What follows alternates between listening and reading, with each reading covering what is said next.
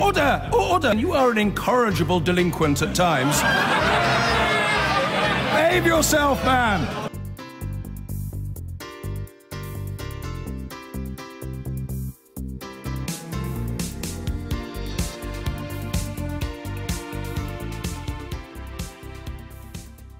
We've been talking at length this morning already about that UK-EU divorce deal. The Irish border was, of course, the big problem, a point that hasn't been lost on the Scottish National Party. Its Westminster leader, Ian Blackford, joins me now. Ian Blackford, welcome. You have issued an appeal this morning to the Labour Party, in particular. Just explain what you've asked them to do. Well, we're going into a critical phase because now, of course, we've reached the end of phase one.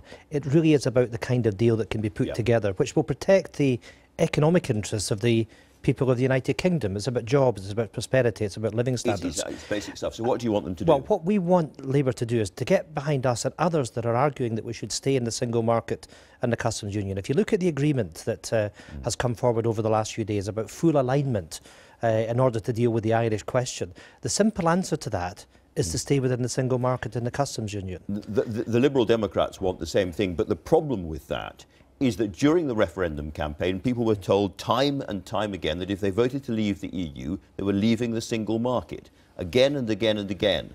Many people did say in that campaign, even on the Leave side, that there would be no necessity of leaving that single market in the customs union. And I think the fundamental point is that nobody voted in that referendum to become poorer. And it's about that threat which is becoming clearer to jobs and prosperity. But you can't really say that voters didn't know what they were voting for. They were voting to leave the single market. They did vote to leave the single market. Time and time again, I was asking people in that very chair, and they said the same thing on either side of the campaign: we're out of the single market. That's what people voted for, and therefore it is breaking trust with the voters to say we should stay. I don't accept that. I think there were an awful lot of untruths that were told in that campaign. But let's go back to the famous bus, the 350 million that was going to be invested on a weekly basis. Well, no, it's not, because it's connected. Because now we know the reality. There's a divorce bill of, they're talking about 40 billion. Many people actually talk about being a higher figure than that.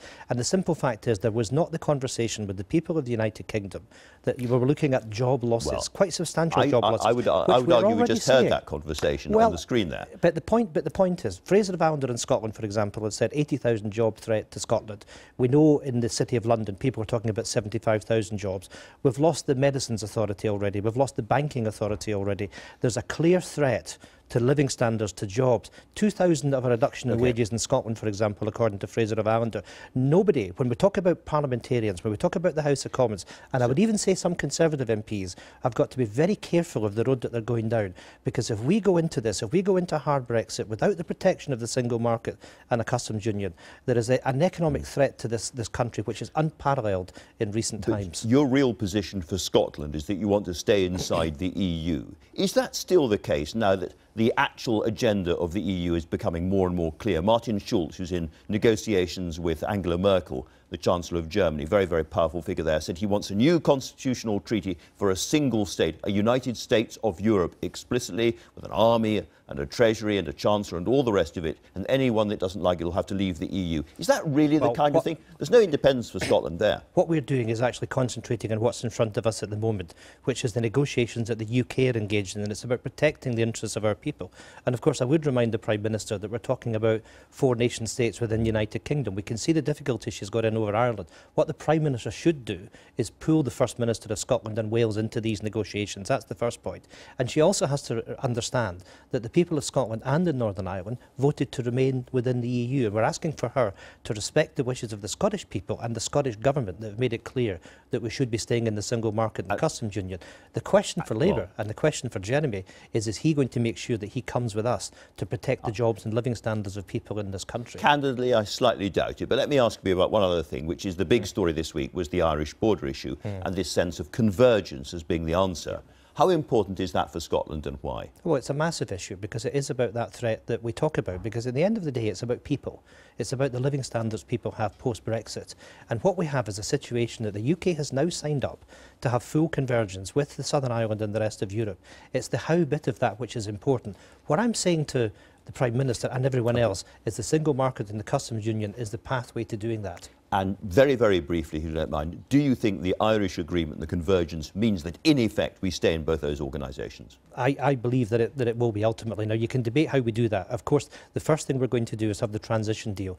The EU is making it clear, through that transition deal, we will remain in the single market and the customs union. That will create the pathway for us doing that over the longer term. And I believe is consistent with the vote that took place in the United Kingdom last year. Ian Blackford, very interesting. Thanks for joining us. And it was those arrangements to try and avoid a hard border between Northern Ireland and the Republic that threatened to scupper progress in the Brexit talks. And as we've been discussing, there is still some confusion over exactly what it is that's been agreed. So hopefully we can clarify that with the Secretary of State for Northern Ireland, James Brokenshire. Thanks for coming in to talk to us this morning. Can we go back to the beginning of the week first and the discussions with the DUP? Were you involved in that? Well, I think it's worth stressing that this was a fast-moving situation, that when the Prime Minister was in Brussels at the start of the week, the text had not been agreed. And therefore, that's why we've seen the discussions during the course of this week and why we've now got the conclusion with the text, with effectively now being able to move on to the second phase. And were you personally part of the back and forward between Number 10 and the DUP? Well, I don't want to get into the detailed negotiations and discussions, but yes, I have been involved in this process, supporting the Prime Minister, ensuring that we can and have got to sufficient progress, and why we've now got, obviously, the benefit of moving into phase 2, which is where we can solve these issues in relation to Northern Ireland. But it was a fairly significant failure at the beginning of the week, wasn't it, to fly to Brussels without having had the DUP sign off on the text? Well, I think the point is that the text was not agreed at that point, and it was a very fast-moving situation with exchanges that were going having lunch with Jean-Claude Juncker if there wasn't an agreed text? I think it was important that that was maintained in order to continue the negotiations, continue the discussions, and obviously, as we've seen now... the Prime Minister didn't think that she had a deal on Monday. She went to Brussels knowing that there was not agreement with the DUP. Well, I think it was obviously the text was not agreed, as I've underlined on a few occasions already in this interview. But it's actually then how we've now secured what we needed to do, because we needed to give that assurance in relation to Northern Ireland's constitutional status, about ensuring that trade between Northern Ireland and Great Britain could remain unfettered. I think that's important. That's what we've got through these negotiations and can now solve this in phase 2. Is that what we've agreed? The agreement said that there would be full alignment with EU rules in the event of no deal. It says absolutely nothing about how you are going to avoid a hard border if there is a trade deal with the EU. I think it's worth clarifying, and you're looking at paragraph 49 of the agreement, that first and foremost, this is about securing a free trade agreement. That's the first element. Secondly, if that is not sufficient, you then move on to specific solutions to deal with the unique circumstances of Northern Ireland, and only then, through an agreed outcome, do you then move on to the issue of alignment, which I'm sure that we'll discuss further. And your preferred option is to have that free trade deal. Absolutely. And actually, it's in the interest of Ireland to do that. Nothing has been solved this week. Nothing has been solved at all in terms of how you avoid a hard border between Northern Ireland and the Republic if you do have a free trade deal. I think what this does is that it shows the framework. We were never going to solve this in the first phase, as we've said consistently through this process. And actually, how this bold free trade agreement that we want to secure is very firmly in Ireland's interest, given the nature of trade between Ireland and the whole of the United Kingdom. That's why we do go into this second phase with confidence that we can secure that positive outcome, which is frankly the best way to solve this. Well, Leo Varadkar, the Irish Taoiseach, seems fairly clear as to what direction that's moving in. He says we're now funneling and directing things into a situation where I believe the UK, including Northern Ireland, will remain in alignment with the EU. Is that your understanding of what's been agreed? Well, I think Leo Varadkar actually underlined that we could come to different arrangements. It wasn't about the same, somehow, that we would stay within the customs union and the single market. We're not. Indeed, the text says very clearly that we are leaving and Northern Ireland being part of that. What it is about having shared objectives, as David Davis said this morning, about shared outcomes. That may mean that we may achieve that through the same or substantially the same way, or very differently. You know, you can look at things like, for example... Well, it can't be too different if you've got to maintain this idea that you don't have a hard border between Northern Ireland and the Republic. How does this allow you to go and strike free trade deals with other third countries, with the United States, for instance, if you've got to maintain either alignment or come to some other kind of border solution? Let's take let's take a couple of examples. So in relation to day-to-day life, about having your prescription service north or south of the border, how you have mutual recognition of that, but actually how the rules can diverge between Ireland and the UK, or Northern Ireland within the UK, how that practically is one element to this. Equally on things like agriculture. Yes, well, let's talk about agriculture. So if we were to strike a free trade deal with the US, Wilbur Ross, the US Commerce Secretary, has made very clear that we will need to diverge from EU rules on some agricultural standards over things like chlorine-washed chicken, which of course has become very emblematic of this debate. How on earth can we do the kind of deal the US are going to insist on and still maintain these border arrangements? Well, we're yet to get into those type of discussions, and the point Wilbur Ross has been here to London, and he has said clearly, if we stay too closely aligned with the EU, we won't be able to get a deal with the US. The point that we have said is that we are not going to somehow compromise our food safety standards to somehow have a race to the bottom. It's why, indeed, knowing the integrated nature of the agri-food sector on the island of Ireland, while we said in our August paper that we were prepared to look at alignment in relation to agricultural standards. Now, it's interesting. But that will tie your hands. Why does David Jones, then, a former Brexit minister himself,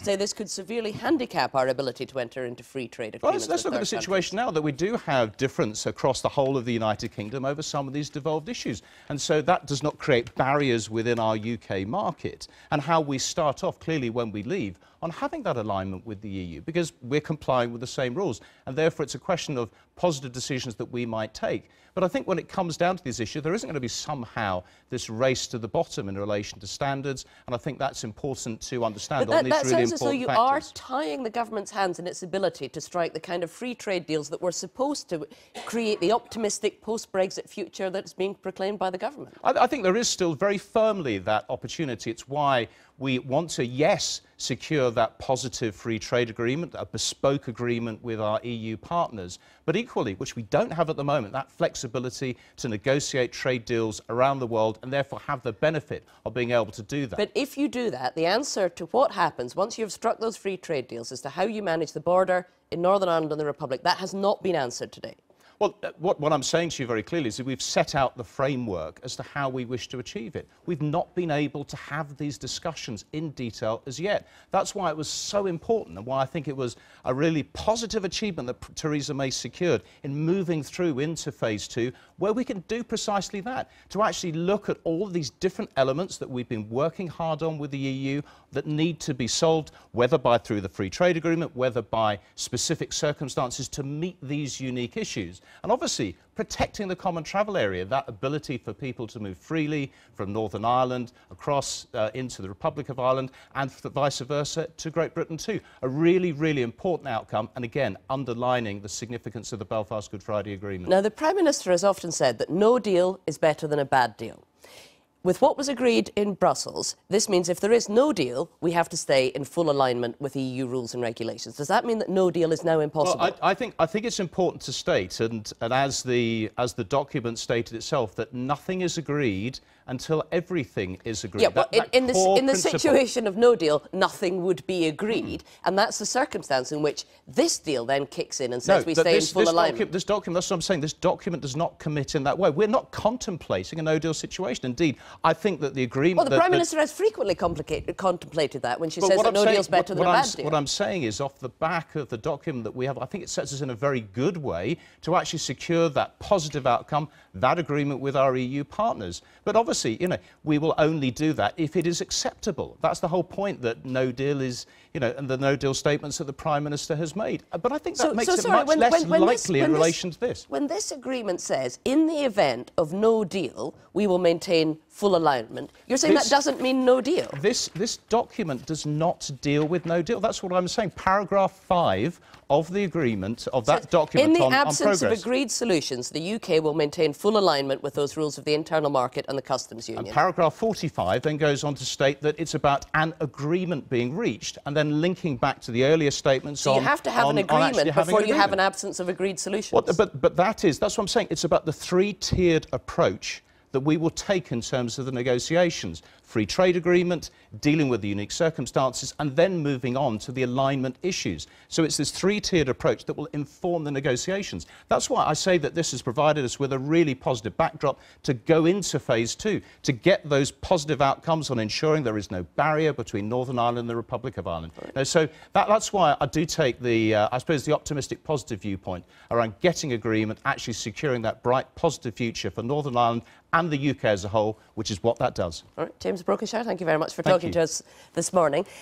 Tim, you're much clearer now on what's been agreed? I'm much less clearer on what's been agreed, I think, Sarah. I mean, the big issue is what is the scope of this alignment issue? If you listen to government ministers, and actually David Davis earlier, and James has said nothing that contradicts that, you're talking about big areas like agriculture and energy. David Davis, I think, this morning said it would cover 4 areas. Well, when I spoke to someone in the Irish government earlier this week, they said it covered 142 areas. And there's quite a big gap between the two, and we haven't yet bridged that intellectually, it seems to me.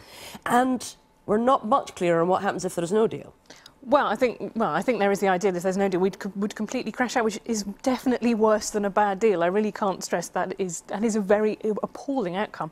But look, I think the whole issue of these agricultural standards is fascinating because it reveals the difference between the average Leave voter and the average person on the Tory right, you know, the average kind of libertarian, hard libertarian free trader, who is absolutely fine with chlorine-dipped chicken, who is not that worried about food safety standards. But they know, I mean, we all know from when TTIP, that trade deal, got bounced out of contention, one of the things that revolted people was the idea of lower animal safety standards, the idea of food that's covered in bacteria that then gets washed in chlorine. So this is the problem, is you have a wing of the Tory party that is actually OK with chlorine-dipped chicken, and people who voted for Leave who really aren't. And Toby, what does this mean for the prospects of no deal? Is it still on the table, the idea of no deal? Well, I think it has to be on the table until we've actually concluded a deal, because otherwise our negotiating position is significantly weakened. And I mean, in some ways, the fact that we've managed to agree what the status of EU nationals would be and what the role of the ECJ would be, at least for 8 years after we leave, suggests that even in the absence of a trade deal or even a transition deal being successfully negotiated, we could nonetheless put a deal in place, a minimal deal, which could guarantee the rights of EU nationals here and British nationals in Europe. So, in fact, in that way, it makes a no deal a little bit less unpalatable. But I still think we will get a deal. All right, thanks for that.